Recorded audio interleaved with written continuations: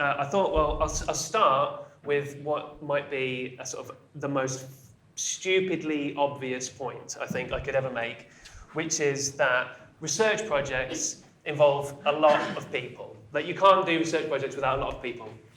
And I think, like, quant researchers, which I am one of, we have a reputation of being emotionally unavailable, maybe sort of robots, not really able to speak to other people. And of course that is true. But in fact, any project that we do is in fact a sort of a highly collaborative project. Every quant project is going to have client stakeholders, it's going to have an insight team, it's going to have agency account managers and exec teams, panel account managers, translators, scripters. Maybe not every project with translators, but there's so many different people involved in a quant research project, and then of course, absolutely not forgetting the research participants as well. So it is like it is fundamentally an extremely collaborative discipline, and that's fine when everybody's all sort of pulling in the same direction. But my experience has been there's been plenty of projects when that hasn't been the case, and different stakeholders have got slightly different points of view, different perspectives, and so what I wanted to do then was sort of have a think about. And talk to you about, like, what does that mean? What are these different competing agendas? And I initially thought, okay, well, I can just tell you about it. And then I thought, well, who am I to tell you anything about it? So I did some research, because that's what I do. There's a few more pop up. So I did a short experiment. I did an online survey. I invited people from LinkedIn and Twitter who worked in the research industry, either doing research or working with research or buying research, and I asked them to sort of complete a very short survey where they were forced to rank the importance of a number of different attributes. So they were asked to rank the importance when they were selecting a supplier. They were asked to rank these same attributes when they were pitching to a potential client, and they were also asked, what actually, You've said that these are the things that are important to you when you're selecting a supplier. You've said these things are important to you when you're pitching to a client. This is what you focus on. But actually, what is most important to you personally? The way that I did that. So you're probably very familiar with the project management triangle. I mean, I think it was brought up yesterday. You've got cost, speed, quality, and you can only have two of the three. And so I did sort of think about doing it that way, but I also thought, like, that's a pretty basic way. I don't want to, like, overcomplicate things. But I did find, like, perhaps a more interesting model for us to sort of talk about and to think about, which was in the Operations Management Volume 10, which is great, you read it. But here it adds two more.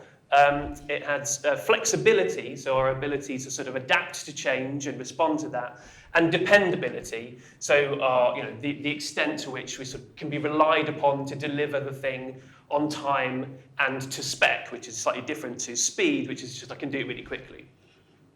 So these were the on that side. These are the five things, the five measures that I asked people to rank when they were completing this study.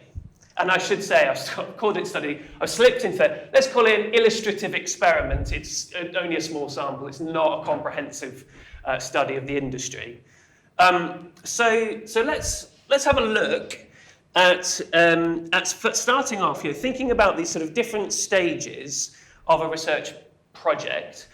Sample and data companies, research agencies, who are buying from sample and data companies and selling to clients, and then clients themselves who are buying agencies. Let's start by having a look at what was most important to the sample and data companies. So just a sort of quick sort of radar chart just to give you a sense of this. And what we've got here is the importance of those factors when they're sort of ranking these different things. The importance of those factors when they are pitching themselves to a supplier. So what are they putting most emphasis on? And there I've highlighted the one that they said that they focused most on internally. So what we have is, they're pitching to their potential suppliers pretty much equally in terms of dependability, quality, cost. These are the kind of the main things, with a bit more of a focus on dependability. What it's less about, so what they're focused less on when they're pitching, is flexibility and speed. That's not so much of the sort of thing that they are thinking of. But you can see there, dependability, that's both probably the most important thing that they try to get across to their clients, and also it's the aspect that came up most often as the thing that they sort of focused on wanting to be able to do or known for internally. And so we have a few quotes here from the participants who took part. And you can see, dependability, yes, but quality really comes through as a theme from this audience. Clients expect good quality as table stakes. It's essential. Otherwise, you're just paying for trash, and it doesn't matter how cheap it is. It's a waste of money. And we'll hear in a moment from somebody working in this area, so quality is very important, but there is this sense that actually maybe it's not being valued as much from their clients as they feel that it should be. So here we have Keith from Rigor Research just talking about sort of his experience. Hopefully this will work. From a project management and data delivery perspective, weeding out the lower quality completes has always been a challenge for us in terms of time and cost, particularly balancing that against the expectations of clients for lower CPIs and faster fieldwork timing. Clients don't see just how many cases every day need to be flagged for replacement. So you can see there, the focus is on quality, but there is this sort of tension in terms of what's being expected or being put upon them by their clients. So if we then move into the agency side of things, and here we've got a slightly different way of asking the question, a slightly different data set. This is how they are going about selecting their clients. So their suppliers, I should say.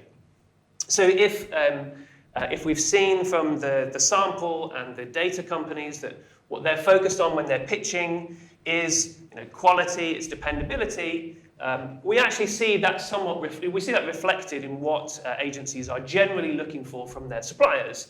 They're generally looking for dependability, quality, and cost. But one thing that is sort of different here is that flexibility, these are the sort of, these two highlighted here, these are what they feel would really make a supplier stand out to them, sort of differentiate them from other suppliers. Here, again, we have dependability, but what really makes a supplier stand out is flexibility. So whilst it's maybe not quite as important overall as cost, quality, and dependability, is something that's more of a differentiating factor for agencies. The other really interesting thing about agencies' response is that it's really, in their minds, it's really not at all about speed.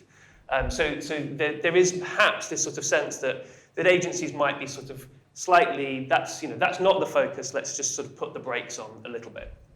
And then here, we've got some sort of quotes from the agency side of things. So you can see, the overarching theme is this sense of dependability.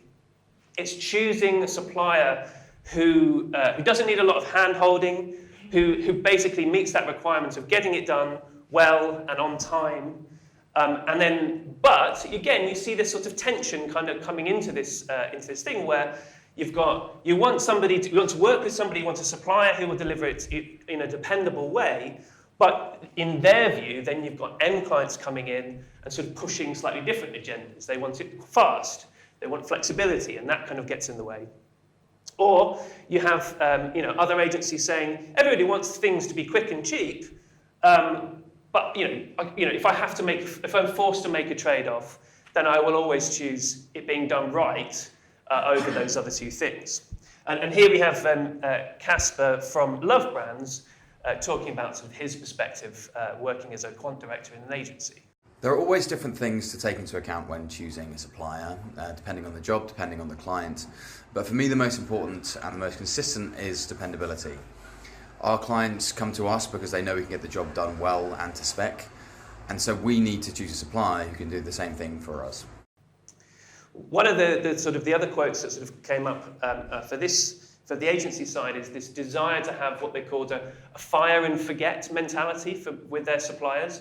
What they wanted to be able to do is have a partner that they could just throw it over to them, and then they knew it was going to get done, and then they didn't really have to be that involved in the process. So they were looking for, everybody's looking for a partner just to be able to sort of feel that they don't have to worry about it, that it's going to be taken care of and sorted. If we now look at an end clients then, so the budget holders, and again here we're looking at the factors that are important to them when they are choosing a supplier. Again, we see dependability comes through again. It's also an area where they feel it really differentiates an agency from another one, and flexibility again is something that is felt to be a sort of strong differentiator. They also rate quality very importantly, but in the survey I'd asked people both to rank these different attributes, but also to say how important is it to you, or which of these is going to make a supplier stand out. And one of the options was the interpretation of data quality in the survey was extensive data checking. And actually, not a single end client said that was something that they would choose a supplier based on. So quality is very important. You can see it's very highly rated, but their interpretation of what quality is quite different. The other thing you can see there is relatively speaking, and we'll come back to this in a bit, but relatively speaking, cost and speed are somewhat less important. That's what they claim. But in comparison to quality. And you can see here again some of the sort of comments from end clients. There is this dependability sort of comes through really strongly because of the perceived reputational risk that you have as a client. You are ultimately responsible for what is being delivered, and so you would never choose somebody who couldn't deliver what you needed them to do, because now your neck is on the line and you're going to be the one holding the can. It's interesting as I was sort of going through this process of completing this survey at an earlier stage, when I was sort of looking at interim data. It's getting a little bit geeky here for a minute, but at an earlier stage, actually. The end client responses were almost equally balanced across the different attributes. And I think what I really saw from that is that certainly there is a lot of inconsistency at an end client level actually as to what is most important. There are, flexibility is clearly very important sometimes. And in terms of some of the quotes, you can see here, research at times is considered at the 11th hour. For sometimes, on some projects, speed is actually really, really important. So there's a lot of sort of differences. To this point about quality, though, I asked Maxine at Ancestry.com, what she meant, if you like, or what is her interpretation of quality as an end client, and this was her response. Good for me comes down to a few factors. The first one is being a partner, not just a service organisation. I want to be kept informed, and I want to know when things are going well and not well. It's our project. The second one is proactivity. I want more than I can do myself, so the agency needs to be able to add value via creativity and innovation and different ways of thinking. And lastly, the output. It's really important to tailor the output to the client, and that shows that you've understood what the client is looking for. In my job now, I really need an output to be telling a story and taking people on a journey. So these are really important. So you can see there, quality from Maxine's point of view, it's not really judged in terms of the fundamentals of data quality. It's judged in terms of the quality of the output, the quality of the thinking, the quality of the engagement, the relationship that you have with the agency. What's kind of interesting is, so I sent a draft of this presentation to Maxine with the video that she'd included, and she sort of quite quickly came back to me and said, well, it's not that I don't care about data quality. The point is more that is completely a hygiene factor from her point of view. So for end clients, the assumption is yes, the data quality, that has already been taken care of somewhere down the line. That's not really the bit that I need to be worrying about. But what she said was, if I ever had a project where it turned out that the data quality was a disaster and everything was wrong, I would probably never use that agency, that supplier ever again. So but the assumption, as I say, the assumption is that that's taken care of, and what quality is therefore means sort of day to day is quite different to what we have, the meaning of quality for suppliers and also to some extent for agencies. If we then sort of overlay these three different perspectives, we get this sort of slightly funky chart. But what we have is in the pink, we have the sort of sample and data ratings. In the blue, the research agency. The purple is the end client.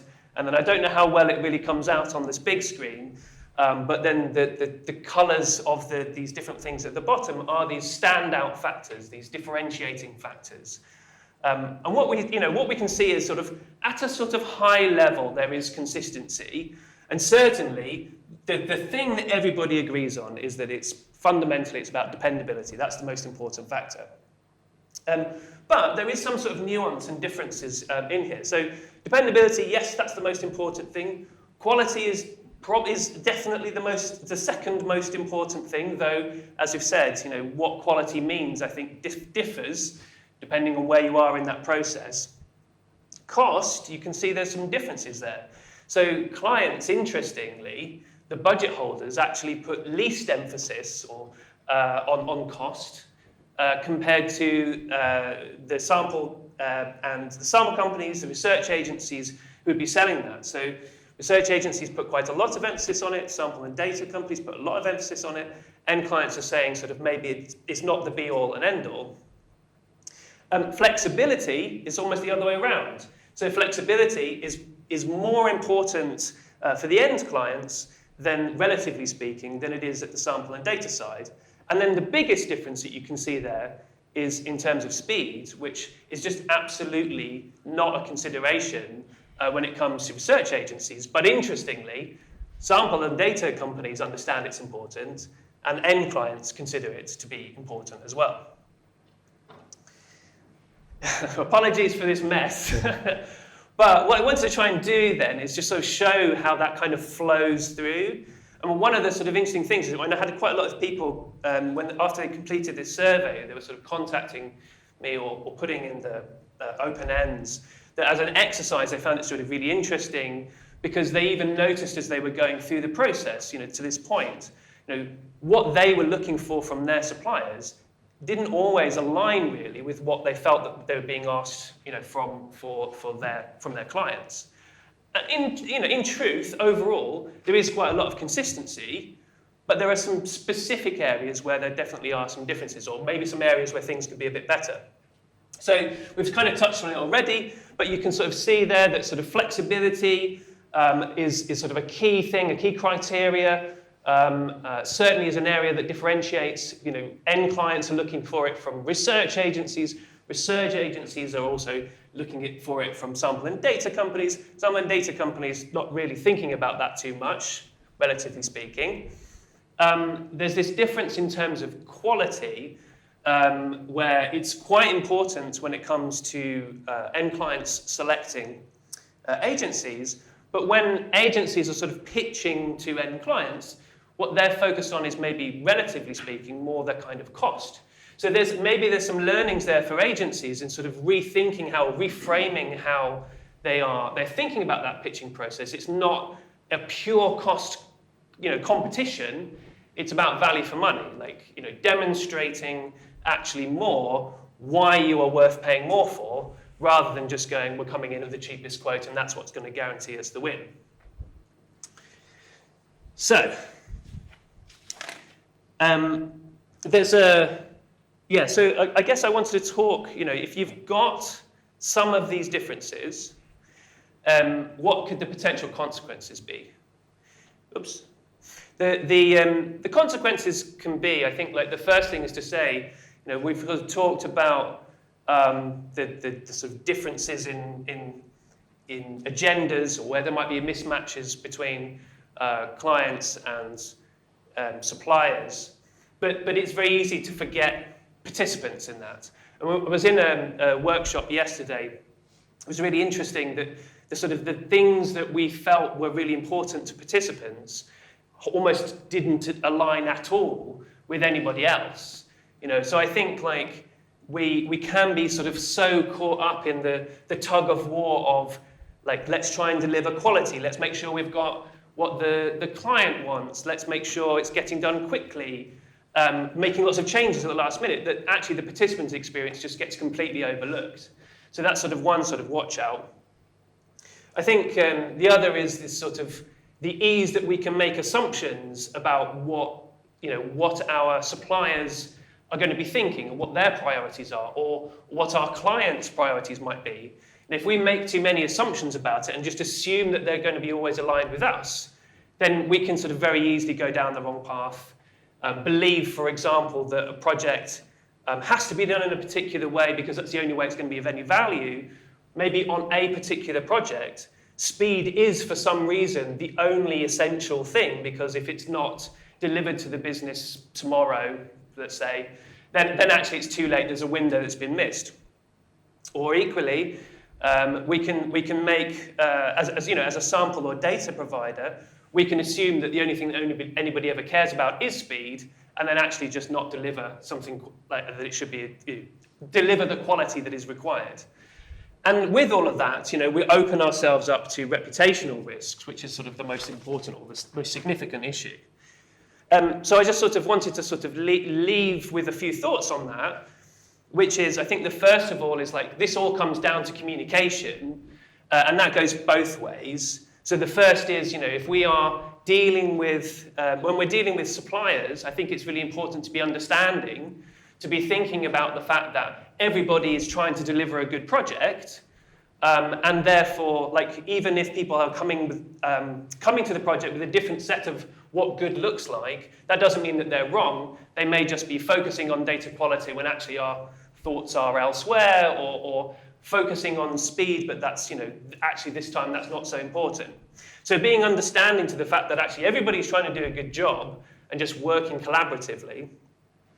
And then the flip side of that, and actually I have to say, I had so many like comments and emails saying, you've missed out proactive on your list of attributes, which I think like, just don't do research with researchers, it's probably the main learning there.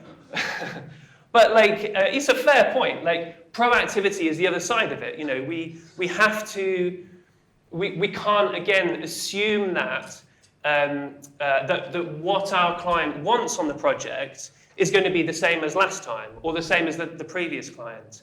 And so I think like just making sure that we're engaging with them, understanding what's important on this project, that's critical every single time. And ultimately, those things, sort of communicating, not making those assumptions, helps to build trust, which, as we've seen, dependability consistently across that sort of supply chain is the most important thing. If we are always making sure that like our expectations are aligned, we don't assume that it's going to be consistent project to project, because I think that also changes quite a lot. Then we can, we can build trust and build relationships. And actually, one comment from one of the agencies was that fundamentally, trust is at the heart of a great relationship. So that is the sort of guiding principle for it all. And very finally, I just wanted to sort of touch on, the conference is about transformation and thinking about the future. Here we've been sort of talking about different sort of priorities, what people are looking for, what good looks like. There is a sort of question of like, actually, is good a static thing? Is good something that, we've got this snapshot of, this is what is important to suppliers, to clients. But do we think that's always going to be the same? Is that going to be true in 5 years' time, in 10 years' time? But I've already, in my career, lived through a shift from online to face-to-face, where that was already a bit of a shift in terms of what we're prepared to accept as being good. And I think like AI could well represent another shift. If an AI project can deliver something, if you like, 70% as accurate and as 70% of the quality of a project that we're doing now, so a standard research project, but in a fraction of the time and a fraction of the cost, maybe that is going to be good enough. You know, maybe that is going to be setting sort of new standards as to what we think is going to be okay. And I will stop there.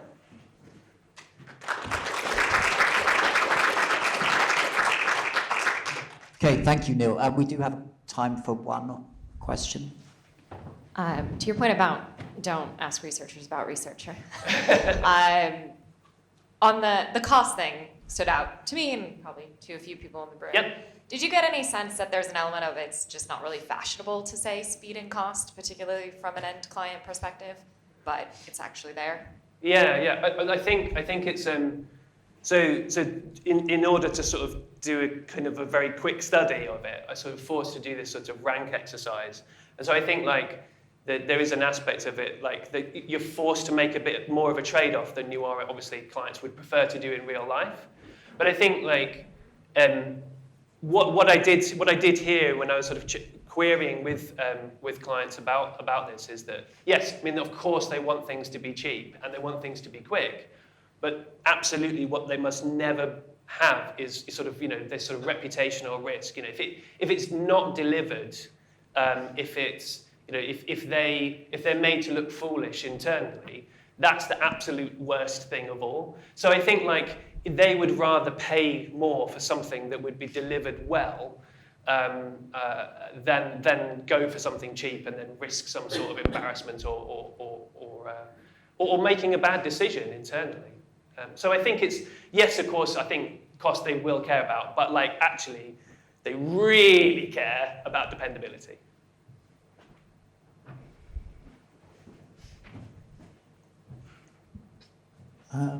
Okay, well, I'll just say, I think the good is very interesting, and actually I think defining what good means and whether good is changing, and whether there's a consistency of the definition of good between the researchers and the end clients, I think could be it could be a separate paper, because I've always thought, well, good enough, but yeah, what is good enough?